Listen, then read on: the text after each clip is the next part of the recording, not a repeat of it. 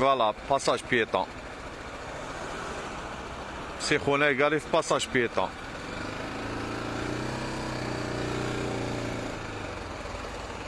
باساج بيتون. ها شي خبز معليش ربي يعينك صحيت.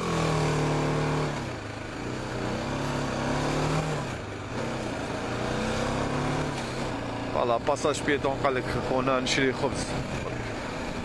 الله يعاونك صديقي.